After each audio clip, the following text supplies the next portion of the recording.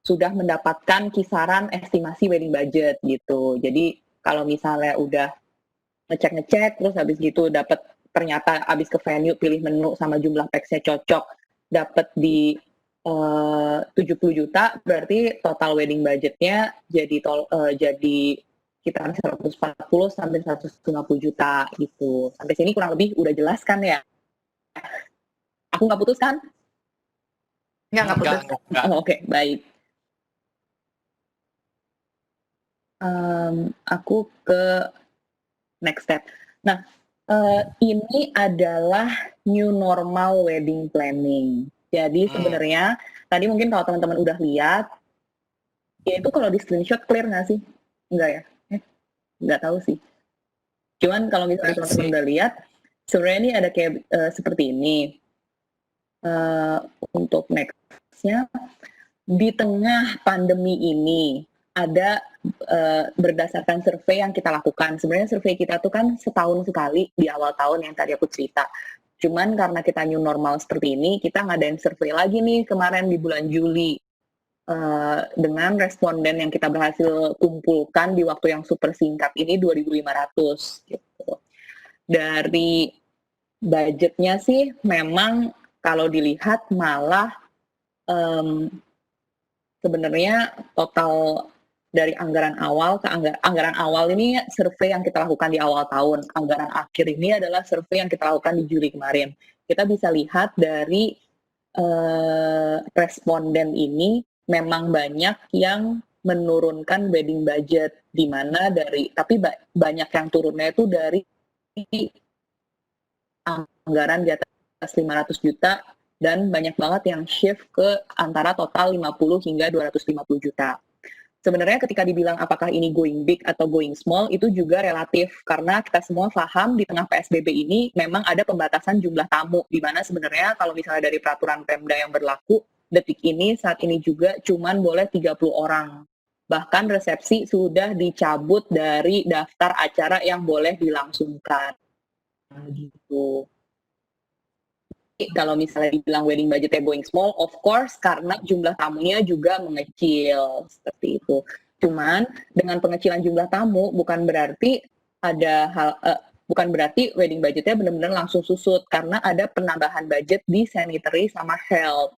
Dimana mungkin kalau teman-teman aware sekarang ini semuanya harus ada new normal. Ketika ada new normal itu harus ada masker, harus ada sarung tangan, apalagi kalau misalnya akad sekarang kan harus pakai sarung tangan, kalau nggak pakai sarung tangan nggak dikasih sah.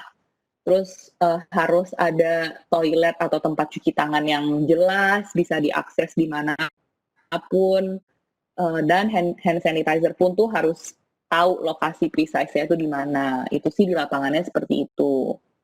Dan untuk kesehatan, ini juga yang sebenarnya memakan budget gede banget, jujur. Karena tadinya kalau misalnya teman-teman lihat itu budget per pax-nya itu sekitar kayak 250.000 atau 500.000 untuk per orangnya. Belakangan ini dari kita personally ngelihat sebenarnya 100% dari wedding couple yang kita assist itu memang ada spend budget buat nge-rapid test para tamu dan para vendor supaya ini bebas dari COVID. Dimana kalau misalnya teman-teman sendiri aware, rapid test sendiri per kepalanya itu kalau dicari-cari itu udah starting di 150.000 gitu. Cuman ya biar semuanya aman, kurang lebih jadinya memang ada tambahan budget di kesehatan ini begitu. Halo, kedengeran nggak? Kedengeran. Oke. Saya kayak ngomong sendiri ya kalau misalnya begini. Masih mencerna mungkin audiens Masih kita. mencerna audiensnya. Karena tadi kan masih pada nyatet gitu kan, pada nyatet. Karena ini kelihatannya ya anggaran awal sama anggaran akhir sebenarnya tetap sama. Tapi samanya itu karena ada penambahan hal-hal yang memang dulu nggak dibeli, sekarang harus dibeli ya, Gisela. Iya, benar. Jadi tuh kayak misalnya nih sama misalnya tadinya mau pesta 100 orang gitu. Atau biasalah 1.000 gitu ya. Tapi sekarang kan jadi kecil ya. Jadi kayak cuman mungkin 100 itu aja sebenarnya udah nggak boleh gitu kan. Kan ya udah terlanjur DP venue daripada nggak dipakai, ya nggak? Ya udah dilaksanain aja tuh 100 waktu kemarin belum dicabut nih resepsi segala macam masih diperbolehkan. Karena sebenarnya perkara resepsi ataupun enggak itu peraturannya itu di Pemda masing-masing gitu. Kebetulan nih sekarang di Jakarta lagi dicabut, tapi setahu aku di Bogor boleh 50% kapasitas wedding venue gitu. Nah. Jadi dan Beda-beda. perubahan-perubahan ini benar-benar terjadi setiap 3 minggu sekali, biasanya 2 hingga 3 minggu, tergantung keputusannya itu terakhir kapan. Tapi yang jelas Jakarta sampai tanggal 24 September ini nggak boleh resepsi. Itu obviously. Jadi ini Jadi buat Jadi itu kenapa sebenarnya planning wedding di tengah PSBB new normal ini deg-degan banget karena semua yang di-plan itu bisa ganti dalam hitungan kayak minggu gitu. Biasanya kan orang planning wedding kayak setahun gitu ya. Iya benar. Kali ini para calon pengantin aku udah kayak pasrah. Kita sebulan terakhir aja ya baru ngurusin, tergantung nanti gimana. Kita sebar undangan nanti juga di guest. Apa juga nggak tahu. Jadi ya emang banyak banget faktor di luar kuasa gitu. Sebar undangan juga sekarang pakai WhatsApp, lewat broadcast WhatsApp aja kali ya, supaya bisa anytime dia langsung share gitu ya. Jadi memang ada kategori-kategori. Wow, ada yang request annotate to share content. Ini gimana sih? Aku approve aja kali ya. Dia mau screenshot kali. Oke, ini ada pertanyaan nih soal perhitungan budget. Nanti mungkin Stephanie juga bisa share ya dari sisi bidding. Dari Diki nih, guys, berarti 40% porsi budget untuk venue dan catering ini juga tetap memperhatikan jumlah undangan ya. Kalau ternyata presentasinya kurang, maksimal bisa dinaikin berapa persen porsi budgetnya? Sorry, pertanyaannya boleh tolong diulang. Jadi kalau misalnya 40% porsi berarti 40% porsi budget untuk venue and catering ini juga tetap perhatikan jumlah undangan ya. Kalau ternyata presentasinya kurang, maksimal bisa dinaikin berapa persen porsi budgetnya? Jadi kalau misalnya ini kan memperhatikan jumlah jumlah undangan. Kalau misalnya ternyata jumlah yang diundang berkurang, presentasi 40% ini bisa naik atau enggak? Gitu bukan pertanyaan. Yeah. Jadi ini kan 40% itu sebenarnya 40% venue dan catering ini udah lumayan saklek berdasarkan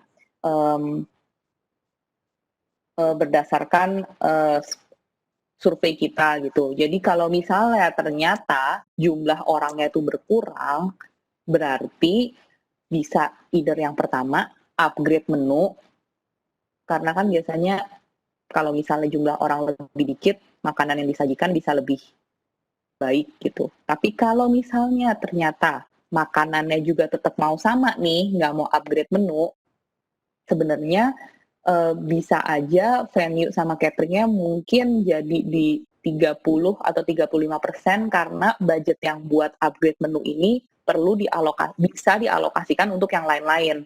Karena setiap calon pengantin itu pasti memiliki preferensi masing-masing. Biasanya nih kalau bride-nya itu suka dandan, cantik gitu. Yang dipentingin adalah make up sama dress. Pokoknya yang nempel di badan aku harus cakep. Jadi mungkin itu kelebihan budget dari pemilihan makanan bisa dialokasikan untuk baju dan dress and attire groom and bride gitu. Kalau misalnya ternyata bride sama groomnya ini anaknya yang penting long lasting memorinya. Karena apapun yang di spending ketika hari pernikahan itu yang tersisa hanya fotonya ya guys. Biasanya budgetnya dialokasikan untuk upgrade ke foto video.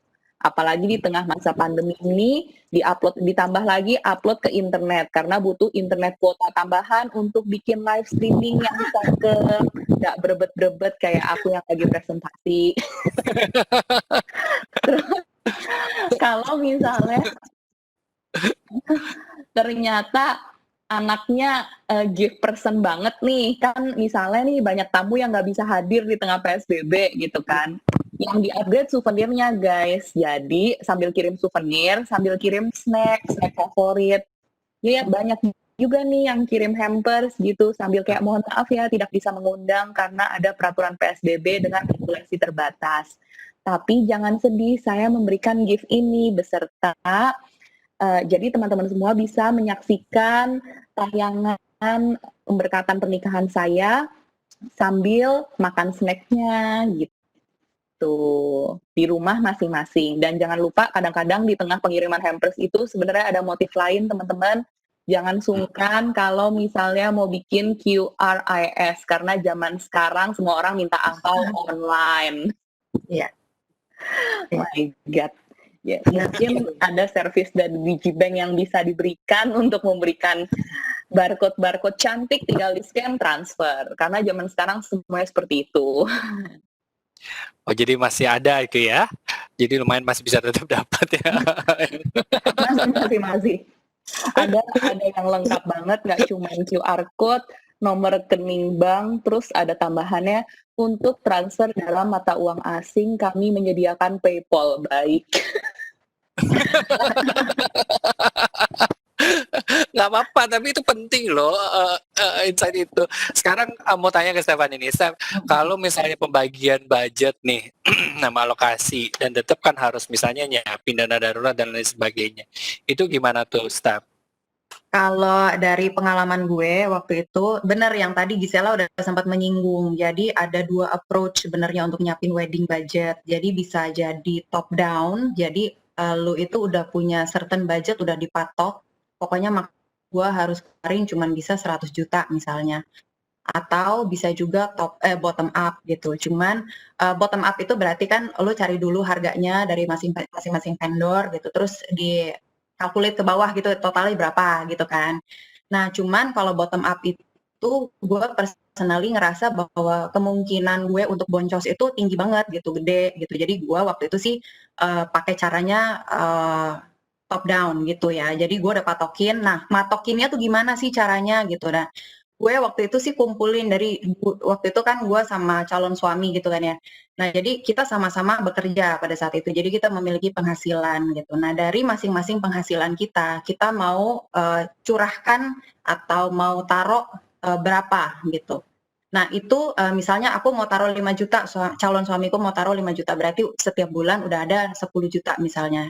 Dikalkulate, dikalikan dengan jumlah bulan yang tersisa. Itu misalnya masih ada 12 bulan lagi, berarti ada 120 juta yang bisa gue save gitu ya.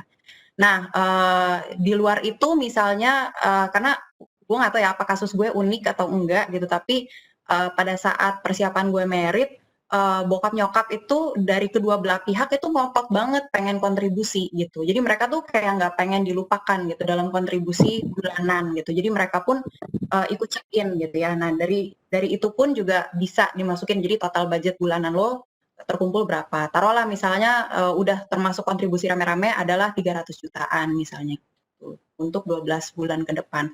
Nah dari 300 jutaan itu baru nanti dialokasikan. Tadi itu yang Gisela sharing tuh useful banget gitu. Kayak misalnya memang betul budget yang paling gedenya itu adalah budget untuk catering sama venue gitu. Nah, ambil dulu budget-budget yang memakan porsi biaya paling besar, yaitu venue dan catering. Yang kedua itu untuk dekorasi, dan yang ketiga itu terutama ya untuk pihak perempuan tuh kadang-kadang suka emosional gitu. Jadi belinya atau sewa apa namanya kayak gaun pengantinnya tuh maunya agak lebih wah gitu biasanya.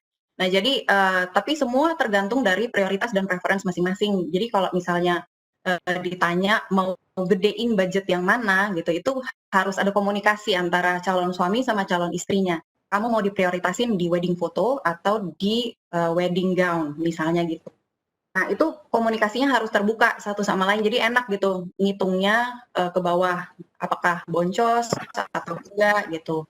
Nah untuk tahu boncos apa enggak pastinya harus tahu harga vendornya berapa gitu, jadi nggak ada salahnya untuk research dulu.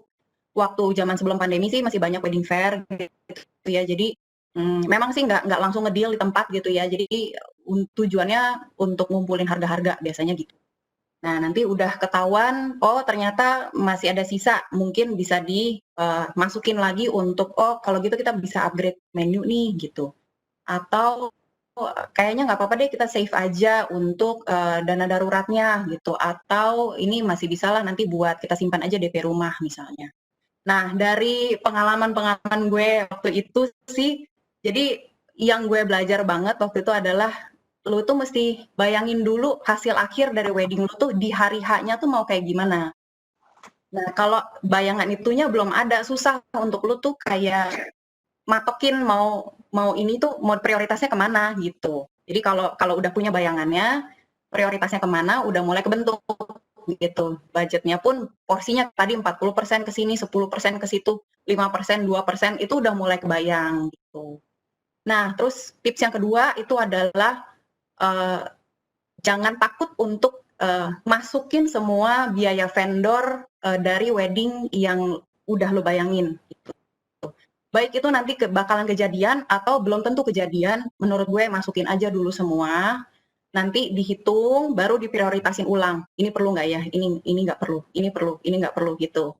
Kalau nggak dihitung, kalau nggak dimasukin dulu semua, kalau gue dulu pakai Excel gitu ya, ngitung budget wedding. Jadi semua elemen-elemen biaya itu gue masukin, nggak ada yang ketinggalan gitu. Termasuk kayak ada wedding planner, wedding photographer, ada pre-wedding foto, pre-wedding dress gitu. Nah itu semua gue masukin dulu semua gitu. Nah nanti di tengah jalan pas lagi negosiasi sama vendor, biasanya gue minta untuk paketin dong. Bisa nggak sih pre-wedding foto sama pre-wedding dressnya lu paketin aja jadi satu, udah termasuk sama foto albumnya gitu. Itu negosiasi di tengah jalan gitu. Itu cukup membantu untuk nge-save budget sih, guys. Nah, yang suka jadi apa ya, istilahnya kayak halangan gitu ya untuk nge-set budget itu adalah komunikasi yang kurang terbuka sebenarnya sama pasangan. Jadi mulai kan ini ceritanya mau menggabungkan 2 orang ke satu atap gitu kan ya. Nah, jadi Kayaknya bukan 2 orang deh, 2 keluarga sekarang. iya, jadi ya. Cuma 2 orang.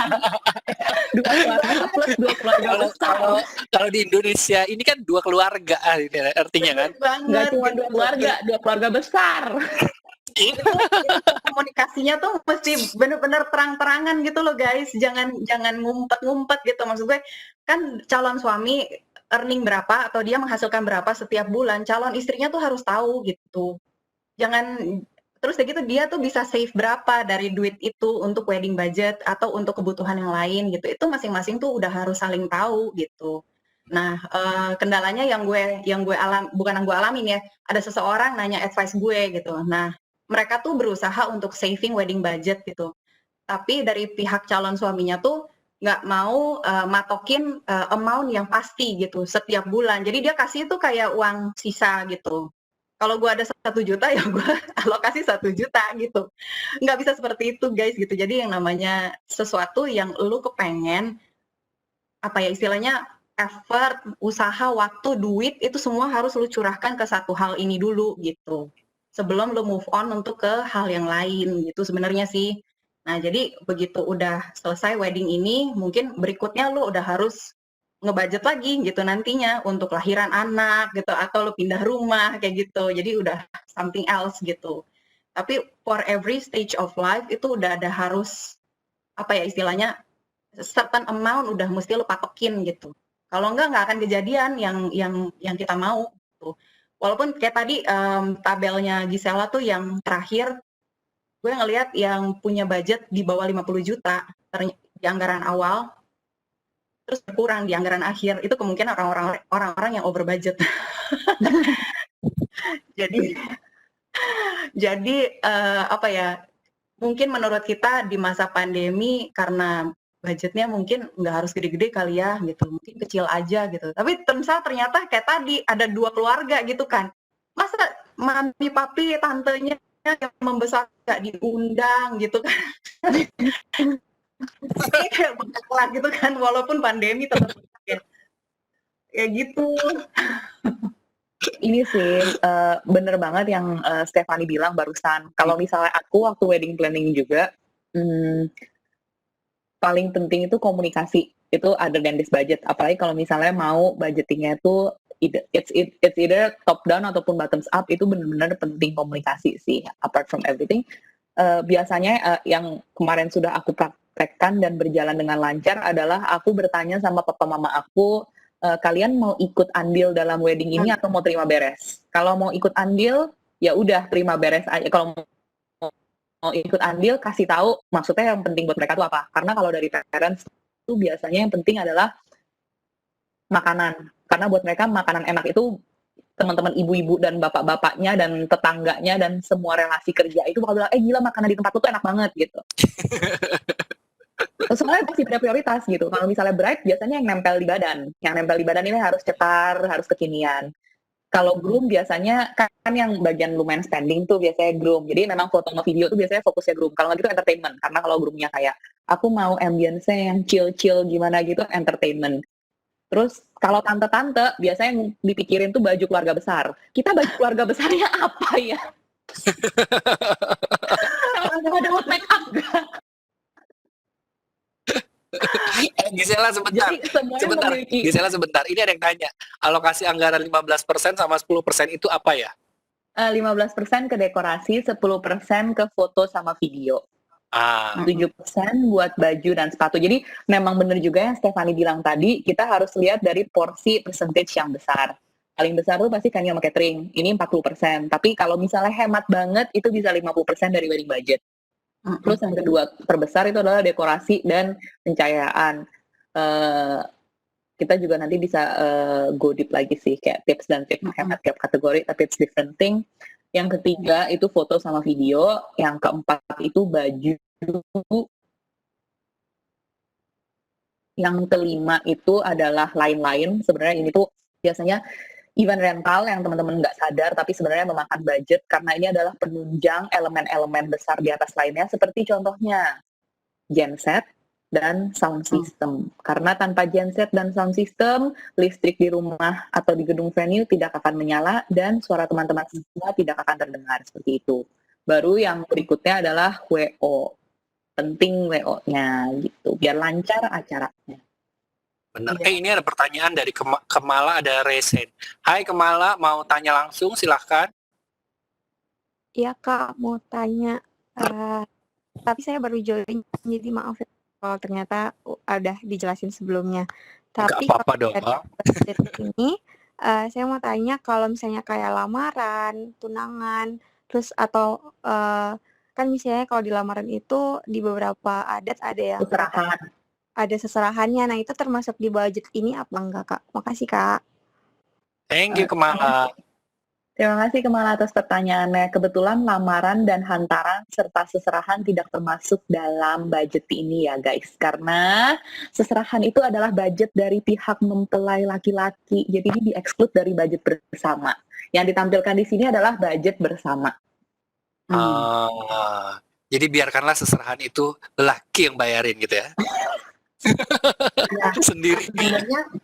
Sebenarnya itu juga tadi gue sempat kepikir juga karena nggak cuman hari H weddingnya gitu kan ya, kita ada waktu itu ada acara tunangan, ada seserahan, belum lagi ada jam alokasi khusus karena budaya keluarga gue gitu ya, jadi ada tepai juga gitu. Jadi all those things itu sebenarnya tambahan sih yang mesti emang di consider juga gitu. Nah, dengan limitasi 30 orang maksimum sekarang di pandemi, I think kayaknya sebagian dari tamunya kita itu bisa dialokasikan, ada yang datang ke tunangan, ada yang datang ke pemberkatannya, kayak gitu-gitu sih gitu. Jadi mungkin lebih rata, cuman rempongnya adalah memang harus ya gitu deh, jadi dialokasi gitu jumlah cateringnya. Yang tadinya kita pikir hanya untuk keluarga, tapi ternyata gue mau ada best friend gue juga deh, karena gue nggak akan bisa ngundang dia nanti di hari H gitu. Jadi harus ada adjustment sih memang gitu. Nah kalau Gisela gimana tuh pengalamannya Gis sama Bright Story? Kan sekarang kayak 30 orang, terus tiba-tiba kalau kayak Stephanie kan ada acara ini, itu dan lain sebagainya, ada acara-acara lain di selain acara ini. Terus Kemala juga, gimana kalau seserahan ini, gimana gitu? Jadi sebenarnya sih kalau misalnya, kalau kita lihat trennya sekarang ya, tapi best practice-nya kembali ke keluarga masing-masing, jujur yang kita lihat sekarang adalah, lamarannya itu kadang-kadang belakangan ini juga digabung sama nikah. Jadi benar-benar dipepetin gitu. Jadi, ada beberapa couple kita tuh yang benar-benar kayak H-1-nya udah lamaran, langsung disambung ke pengajian, langsung disambung ke malam midodareni kalau Jawa, terus habis itu besoknya langsung akad gitu. Atau kalau misalnya yang Chinese gitu, bahkan kayak pemberkatan gereja gitu, atau misalnya kayak yang non-muslim gitu, pemberkatan either di gereja ataupun di agama masing-masing, Buddhis, wihara gitu. Terus habis itu lanjut dengan makan-makan, tapi makan-makannya udah disambil sama tepai. Karena kan nggak bisa terlalu banyak entertainment juga gitu. Terus kalau misalnya memang jumlah tamunya kebanyakan, betul yang tadi Stephanie bilang, memang dibagi. Jadi acara yang sebelumnya itu yang diundang siapa, acara yang berikutnya itu, acara yang nikahannya itu yang diundang siapa gitu. Tapi memang budgetnya juga jadi fluktuatif banget. Banyak juga wedding couple aku yang meniadakan acara lamaran sama tepai karena nggak ada keluarga yang bisa datang juga. Banyak keluarga yang di luar kota. Jadi benar-benar hanya akad atau pemberkatan aja top, terus nggak ada lagi yang lainnya. Karena di tengah PSBB ini, apalagi kan kalau misalnya acara lamaran gitu kan keluarga besar yang datang. Acara tepai juga kalau misalnya Chinese sesuai dengan tradisi, itu juga keluarga besar. Itu kan biasa sesepuh yang dituakan. Mereka semua yang rentan terkena virus COVID ini. Jadi akhirnya acara tersebut dengan sangat berat hati, mohon maaf, kita tiadakan. Oleh karena itu juga kenapa budget souvenir itu belakangan ini naik. Atau budget catering dari venue itu meskipun hanya kelihatan 30 orang, tapi banyak makanan yang dikirim ke rumah sanak saudara.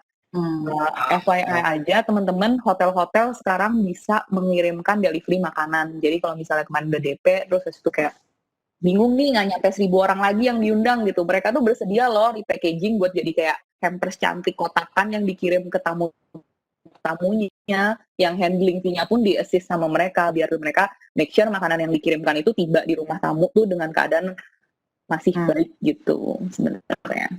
Tapi itu budgetnya jadi nambah nggak kalau hotel itu kasih service begitu?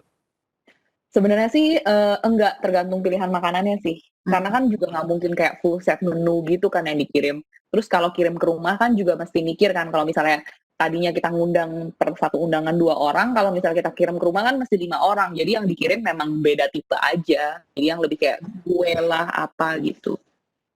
Oh, yang penting bisa dimakan rame-rame gitu ya. Jadi Nah, tapi sekarang gitu. modelan kayak dulu kan ada buffet dan lain sebagainya. Nah, itu sekarang gimana tuh?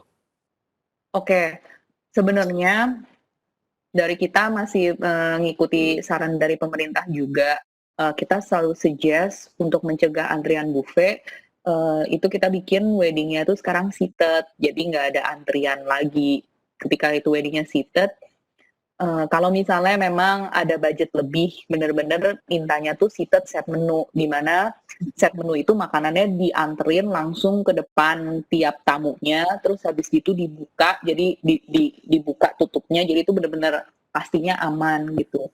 Cuman kan sebenarnya kita semua tahu ya kalau misalnya wedding seated itu, itulah juga kenapa aku yang bilang tadi, wedding budgetnya nggak bisa dibilang benar-benar going big atau going small karena sebenarnya servis yang kita berikan kepada para tamu kita di tengah pandemi ini lebih banyak daripada yang sebelum pandemi gitu. Karena kalau misalnya pun wedding seated itu kan duduk, mesti ada server satu tambahan per meja. Itu kan juga tambahan biaya sebenarnya gitu. Kenapa makanan set menu lebih mahal daripada makanan buffet berdiri?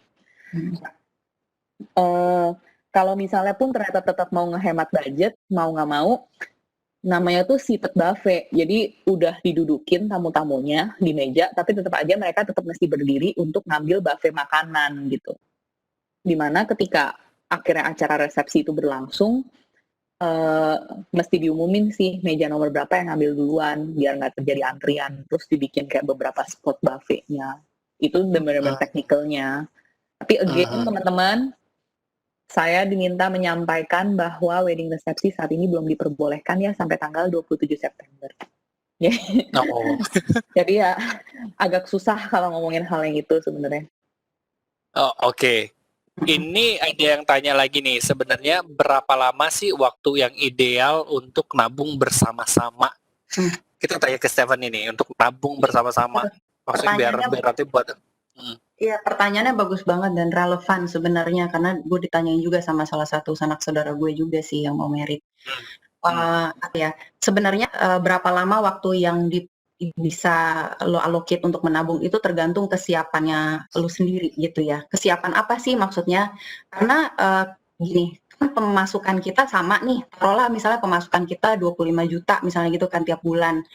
Nah, mau kata persiapan wedding, nggak persiapan wedding, pemasukan kita bakalan segitu-segitu aja gitu kan. Nah, tinggal alokasinya dalam 1 bulan itu yang tadinya misalnya kita mau ada biaya makan, groceries, transportasi misalnya gitu tuh memakan 40-50% gitu misalnya dari 25 juta tadi gitu ya. Nah, karena lo ada persiapan wedding seperti ini mau nggak mau itu harus ditekan gitu.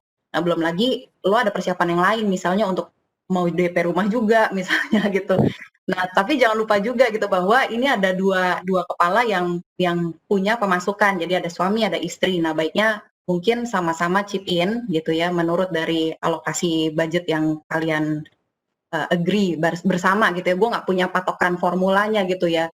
Suami harus allocate 30%, istri 20%. Gue nggak punya seperti itu. Itu berdasarkan kesepakatannya kalian sebenarnya gitu ya.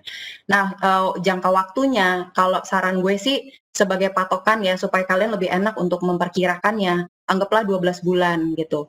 Nah, tapi 12 bulan ke depan itu sebenarnya ada banyak ketergantungannya. Contoh misalnya gini, karena gue dari keluarga Kristen gitu ya. Jadi ketika pemberkatan gereja itu ada kayak sekolah pernikahannya gitu loh. Nah, jadi untuk sekolah pernikahan tadi itu butuh kayak 6 bulan lebih gitu persiapannya guys. Jadi jadi waktu yang gue harus persiapkan sebelum gue akhirnya merit itu udah pasti lebih dari 6 bulan gitu. Makanya 12 bulan. Kalau bisa lebih jauh lagi nggak apa-apa, 1,5 tahun misalnya gitu. Nah, yang penting dari calon suami sama dari calon istri itu sama-sama committed gitu bahwa selama 18 bulan ke depan atau 12 bulan ke depan kita tuh sama-sama komit segini ya, nggak boleh miss ya gitu. Karena ada impact-nya kalau ternyata 1 bulan miss misalnya gitu, berarti misalnya istrinya miss misalnya gitu, berarti calon suaminya yang harus nombokin gitu di bulan itu supaya budget wedding-nya benar-benar kejadian gitu. Nah, kalau kemarin sih gue coba hitung-hitung gitu ya, misalnya pakailah anggaran, ya ini kan cuma untuk for the sake of obrolan kita gitu ya. Jadi anggaplah misalnya gajinya si suami 25 juta gitu. Jadi berapa sih wedding budgetnya misalnya? Kalau saran gue sih mungkin masih bisa sekitar 30% gitu. Itu dialokasikanlah untuk wedding budget gitu. Untuk perkiraan 12 bulan ke depan. Jadi ya kira-kira dapat 8 jutaan sebulan. Nah, dikali 12 itu udah dapat 100-an juta gitu di 12 bulan ke depan gitu, guys. Nah, kenapa sih nggak 50% aja gitu? Jangan apa ya istilahnya jangan ekstrim gitu ya. Kalau budgeting itu istilahnya kayak dimoderasi. Lu memoderasi diri lu sendiri gitu. Jadi ketika lo masukin wedding budget 50% dari penghasilan lo, di kepala lo harus udah siap bahwa oh kalau gitu dana darurat udah nggak perlu lagi gue alokasi per bulan. Nah pertanyaannya, lo udah punya dana daruratnya atau belum gitu?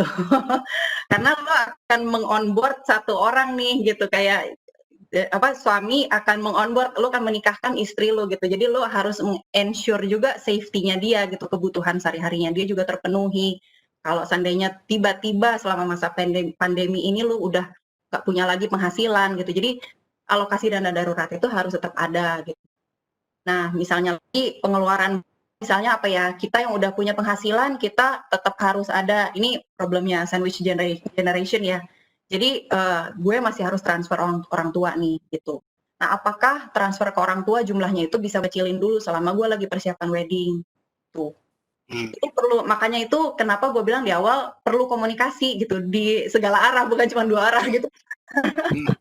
Dua keluarga ya, tadi Gisela bilang ya. Karena ini dua keluarga, 2 besan gitu yang kita pikirin kan. Jadi iya, jadi sebisa mungkin tekan dari personal expenses-nya kita sendiri. Misalnya yang tadinya kita punya anggaran untuk personal shopping gitu ya. beli sepatu, beli tas gitu 2 juta sebulan, mungkin kali ini karena lu lagi persiapan wedding itu harus ditekan jadi cuma 500.000 atau 1 juta gitu sih. Terus instrumen yang bisa yang tepat dipakai untuk nabung nih siap-siap nanti yang tadi 12 bulan itu? Bisa, deposito bisa. Ini kan ada pertanyaannya, bisa deposito, tabungan biasa, atau reksadana. Gua nggak suggest untuk masukin reksadana, ya. Unless kalau memang reksadana itu mau dipakai tujuannya untuk investasi jangka panjang. Misalnya kayak lu mau kuliahin anak, walaupun lu belum punya anak ya, tapi lu udah kepikir bahwa gua akan menyekolahkan anak gue ke luar negeri 15 tahun lagi, 20 tahun lagi gitu. Bisa deh pakai reksadana gitu. Tapi kalau untuk jangka waktu kayak setahun gitu, jangan pakai reksadana sih kalau menurut gue. Buat merit apalagi ya? Iya, jangan. Karena reksadana, saham gitu, itu sebaiknya dipakai untuk sesuatu yang lebih berjangka panjang, baru akan lo merasakan manfaatnya gitu. Tapi kalau yang jangka pendek, lo daripada duit nganggur, misalnya lo punya 50 juta atau 30 juta, daripada duitnya nganggur, mendingan dibungain, di deposito gitu. Oke. Tabungan biasa juga bisa ada bunganya, cuman memang nggak sebesar deposito. Instrumen yang lain yang sekarang lagi di announce oleh atau dijual oleh pemerintah itu ada obligasi perdana namanya SR13. Nah, itu dengan bagus bunga tuh guys. Ya, bagus tuh guys, dibeli. Ya, oh Gisel juga udah beli ya? Bisa beli. Tradable. Iya, obligasi itu tradable. Dulu gue pikir kalau gue beli obligasi, aduh nanti duitnya stuck dong ya, mesti sampai nunggu 3 tahun lagi. Ternyata enggak gitu. Jadi beli SR013 ini kan nanti tutup tanggal 29 September guys. Jadi kalian masih bisa beli gitu. Nah nanti itu tradable, gue agak lupa tanggalnya, tradable mulai dari tanggal berapa. Itu juga bisa dijual kalau seandainya kalian mau mencairkan melalui aplikasi Digibank gitu. Banyak banget berarti ya. Gisel, ini kayaknya terakhir kali ya untuk pertanyaannya. Pertama, range harga hotel bisa di-share. Terus ada pertanyaan lagi nih, stigma orang dengan wedding pasti selalu end up dengan budget fantastis walau semua udah dibudgetin. Bener nggak sih? Nah, terus budget apa yang biasanya sering terlewatkan? Jadiin satu aja pertanyaannya. Terus kalau mau ngadain wedding outdoor, biasanya sih kita ada additional fee nggak sih untuk contingency plan just in case hujan? Oh, hari ini masih mikirin itu juga. Oke sih ini. Penting dong, karena zaman sekarang tuh yang direkomendasikan wedding outdoor biar virusnya tuh nggak di dalam, disirkulasi. Kayaknya plannya Desember nih pasti meritnya. Langsung dijawab aja, mulai dari range harga hotel sama budget wedding budget yang katanya selalu end up dengan budget fantastis walau udah dibudgetin kayak tadi 50 juta tapi tiba-tiba jadi 100 juta. Ayo, apa masih bisa terjadi itu? Terus yang biasanya terlewatan sama couple apa gitu? Aduh, banyak ya pertanyaannya. Bentar. Ngomong lagi ada Gisela kayaknya mereka. Range harga hotel bisa di-share atau enggak? Wah, itu tuh banyak banget, guys. Jadi aku kasih tahu aja ya, hotel di Jakarta tuh banyak banget. Di tengah jalur Sudirman aja itu hotel bintang 5-nya kayaknya udah ada 10 sendiri. Terus belum ditambah selurusannya sampai Panglima Polim, itu banyak banget.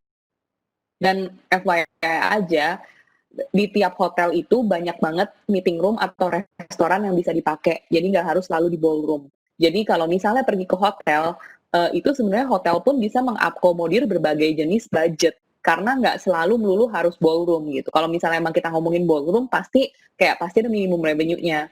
Cuman kalau misalnya teman-teman misalnya wedding-nya kecil, itu bisa, sekarang ini banyak hotel yang bisa di by the pool juga. Karena memang butuh outdoor gitu, 30-50 orang bisa lah by the pool gitu. Jadi memang banyak banget gitu. Range harga hotel tuh benar-benar bervariatif. Tapi as far as I know, minimum per pax-nya itu starting di 700 per pax. Itu masih belum bisa turun sih. Jadi if you get per pax-nya below 700, it's a good deal already, segera deh hotel tersebut. Untuk budget yang tiba-tiba bisa membludak ini yang tadi disebutin oleh Stephanie, mungkin nabung mau perlu berapa lama, menurut aku ini relevan banget. Kalau misalnya lagi planning wedding, mungkin bisa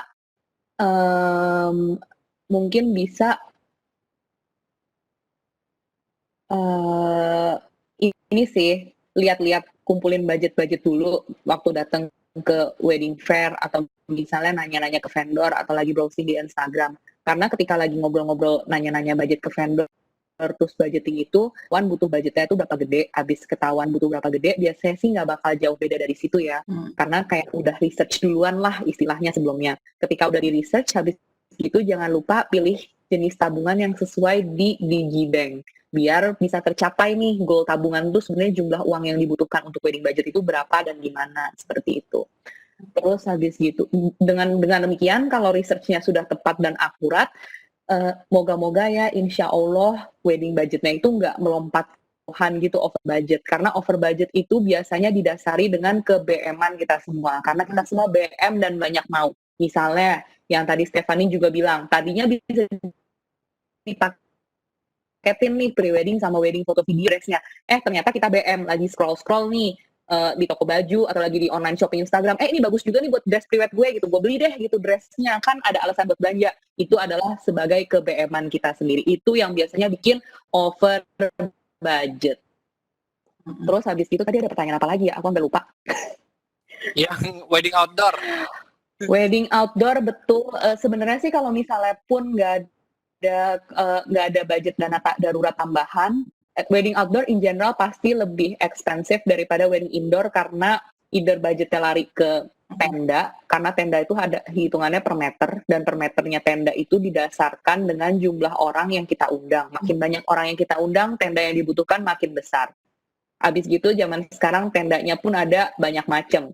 Again, ke-BM-an akan membuat over budget. Tenda yang paling murah adalah tenda kerucut putih. Kalau ternyata mau cantik kayak semua foto di Instagram, di Pinterest, pasti pengennya tenda bening yang kelihatan langit berbintang kayak nggak pakai tenda. Itu harganya bisa 2 kali lipat daripada tenda biasa. Itu BM. Hal-hal seperti itu yang biasanya bikin shock. Nah, Aduh, betul. Kalau misalnya pun ternyata nggak mau menyediakan dana darurat untuk wedding outdoor, sebenarnya yang bisa dilakukan dari awal memang sudah berkomunikasi dengan venue tersebut. Plan B-nya kalau hujan, saya dapat meeting room atau dapat ruangan apa yang bisa menggeser tempat ini. Jadi nggak perlu ada dana tambahan, toh dari venue-nya memang hanya tinggal memindahkan ini gitu, memindahkan tempat. Tapi kalau misalnya ternyata memang mau menyediakan dana darurat tapi nggak sebanyak bangun tenda, mungkin teman-teman bisa berkonsultasi dengan seseorang yang namanya pawang hujan. Kadang itu membantu. Dana daruratnya ke situ. Tadi udah dijawab belum ya yang budget yang biasanya terlewatkan oleh couple?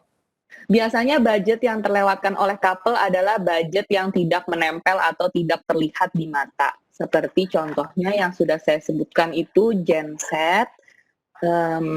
Kalau misalnya di rumah sendiri itu bayar izin keramaian ke polisi.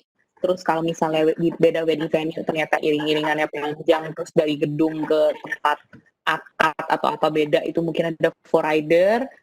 Lupa sound system, itu juga biasanya lupa. Biasanya sih yang kelupaan itu.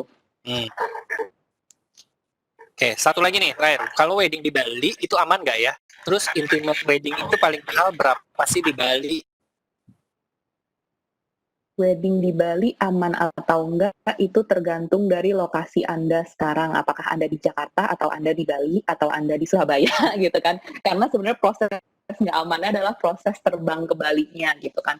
Cuman just so you know, we had a wedding last weekend di mana wedding couple-nya kebetulan mengundang anyway, tapi long story short, sebenarnya flight dari Jakarta ke Bali itu sekarang sangat tidak tentu guys, bisa aja ditutup kapanpun dan dimanapun.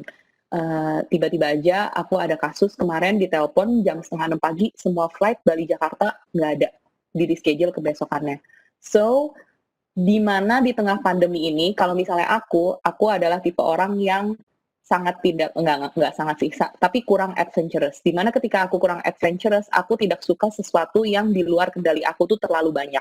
Jadi ketika di tengah pandemi ini peraturan pemerintah juga terus berubah-berubah, aku nggak saranin sih untuk menambah ketidakpastian tamu-tamu dan kamu sendiri terbang ke Bali atau gimana, mencapai venue itu sendiri ke Bali itu gimana. Kalau misalnya yang pasti-pasti aja, ya udah planningnya, aku suggest-nya sesuai dengan yang disarankan pemerintah sekarang. Kalau memang mau nikah sekarang juga, atau ya udah tunggu aja COVID selesai baru ngurusin pernikahan, ya kan? Kalau enggak ribet nanti hidup. Karena banyak banget faktor yang berubah-ubah. Jadi kalau misalnya belum mau menikah, nabung dulu di digibank. Tips yang sangat menarik ya. Tapi Tapi memang ya sih, kalau di luar kota kan memang harus dipikirin banyak. Makanya budgetnya mungkin akan lebih banyak lagi ya Gisela ya.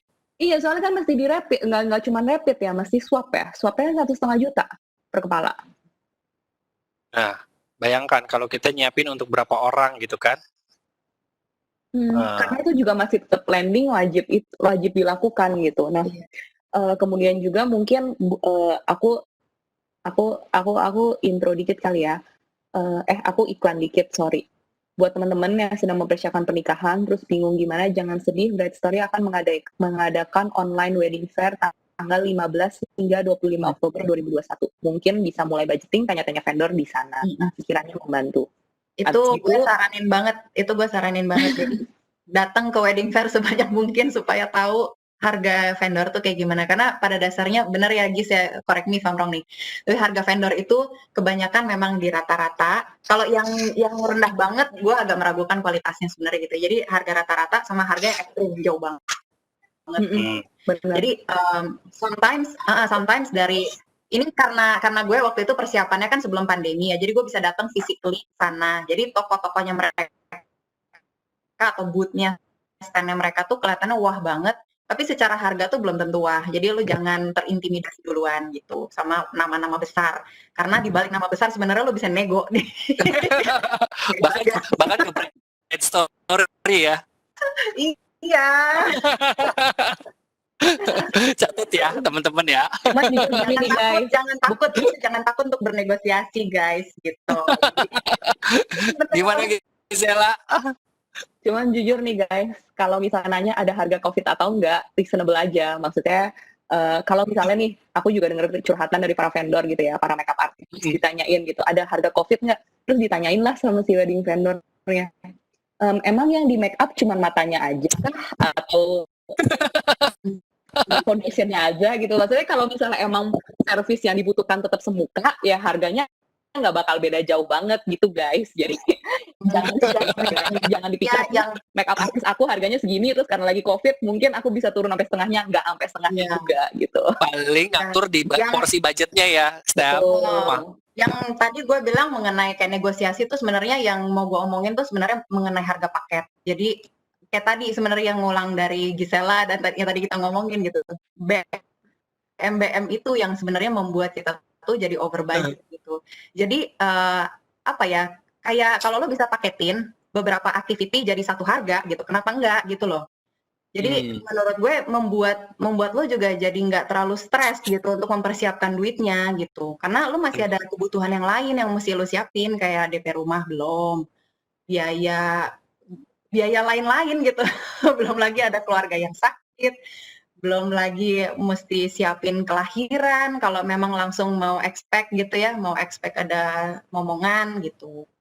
Jadi masih banyak prioritas yang mesti didahulukan sebenarnya gitu sih. Jadi salah satu pertanyaan yang waktu itu gue juga lontarkan ke saudara gue gitu ya, di luar dari budgeting untuk wedding gitu, sebenarnya lu tuh udah siapin untuk beli rumah atau belum?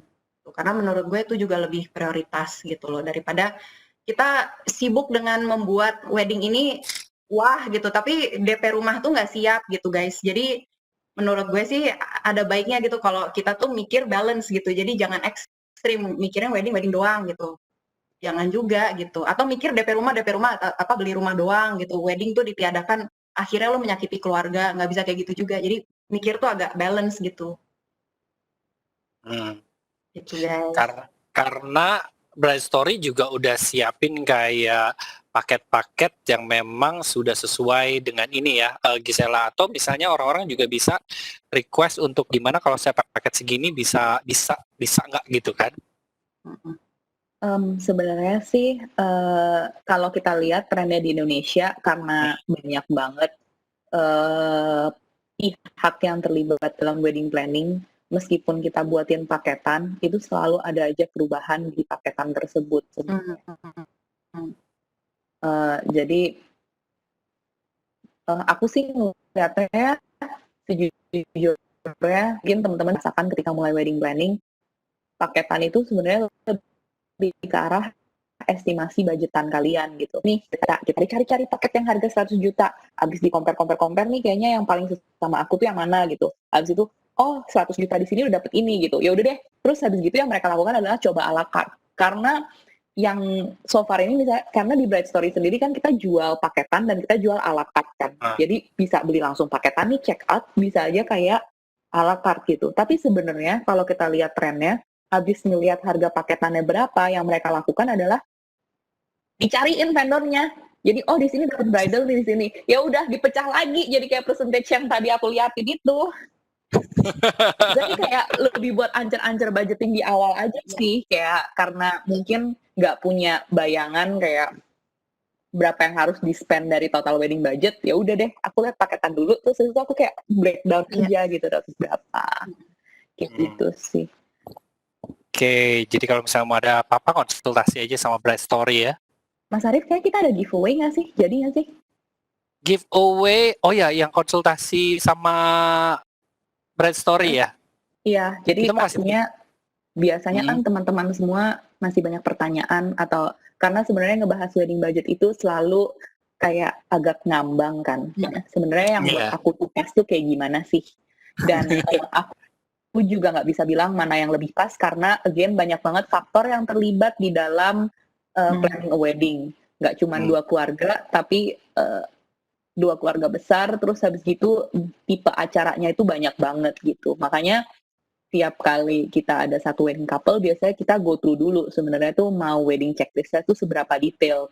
Seberapa detail wedding checklist itu tergantung dari seberapa ribet atau tingkat kesulitan acara masing-masing orang gitu. Oleh karena itu di sesi kali ini bekerja sama dengan Digibank, kita memberikan complimentary sesi 2 jam untuk membahas lebih lanjut secara virtual ini wedding budget aku tuh mau kemana sih gitu. Berapa banyak sih gitu ya. Dan mau bulan Nggak harus wedding budget sih, gitu. bisa segala macam sih. Bisa. Nah itu nanti kita akan pilih ya, Gisela. Ya, kita mau kasih ada lontarkan pertanyaan. Milih dari yang tadi udah nanya ya? Milih dari yang tadi udah nanya atau Gisela mau milih silakan. Enggak, dari yang tadi udah nanya aja. Oh, nanti kita rangkumkan ini. Oke, jadi yang tadi udah nanya bisa dapat kesempatan untuk dapetin konsultasi sama Gisela ya. Dari Bright Story. Oke. Nanti jadi tergantung waktu dan tempat dan availability. Boleh. Jadi silakan di-share emailnya ke Japrik saya ya. Untuk tadi yang tanya, beberapa orang yang tanya. Jadi nanti kita akan kasih reportnya ke Gisela untuk dicariin waktunya yang pas untuk bisa konsultasi. Oke, karena nggak berasa udah jam 8 lewat ini ngobrol-ngobrol ya. Gisela juga sudah memberikan insight-insight yang menarik. Stephanie juga terima kasih malam ini atas waktunya, dua narasumber yang luar biasa ini. Jadi buat teman-teman tadi yang sudah memberikan pertanyaan nanti punya kesempatan untuk bisa konsultasi sama Gisela. Nanti kita pilih aja ya yang dari pertanyaan tadi ya. Oke. Terima kasih semuanya dan terima kasih buat teman-teman yang sudah join. Jangan lupa untuk cek-cek jadwal webinar kita. Ada di go.dbs.com/id-walk.talk. Itu bisa dilihat detail schedule kita untuk sebulan ke depan ada apa aja. Dan untuk setiap hari Rabu, Financial Class kita selalu ada jam 7 malam dengan link yang sama. Jadi jangan dilewatkan gitu ya. Terima kasih untuk malam ini untuk webinar kita yang luar biasa. Sampai ketemu lagi esok hari. Sampai ketemu lagi semuanya. Jaga kesehatan, tetap semangat. Dadah. Thank you. Bye semuanya. Gisela terima kasih. Bye-bye, Terima kasih. Bye.